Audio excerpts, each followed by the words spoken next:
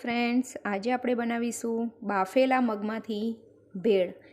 એના માટે મેં 1 વાટકી બાફેલા મગ લીધા છે, 1 ડુંગળી ઝીણી કટ કરીને, 1 ટામેટું બી વગર કટ કરીને ઝીણું ઝીણું સમારીને લીધું છે, કાકડી એ પણ બી વગર ઝીણા ઝીણા કટ કરીને લીધી છે, અને 1 લીલું મરચું।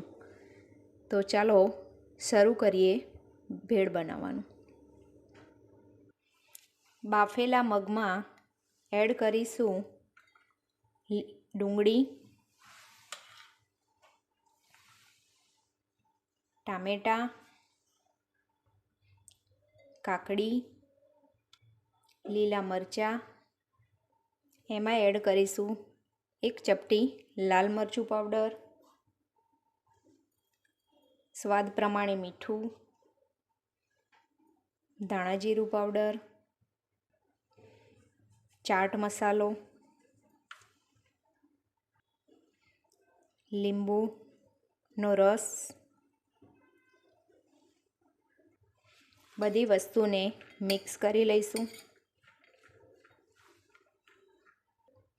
ઉપરથી એડ કરીશું લીલા ધાણા,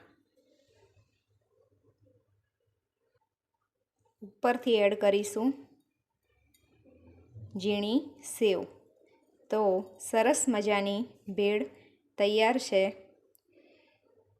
તો તમે પણ એકવાર મારી આ રીતથી ચોક્કસ બનાવજો, અને મારી ચેનલને લાઈક, શેર અને સબસ્ક્રાઈબ કરવાનું ના ભૂલતા।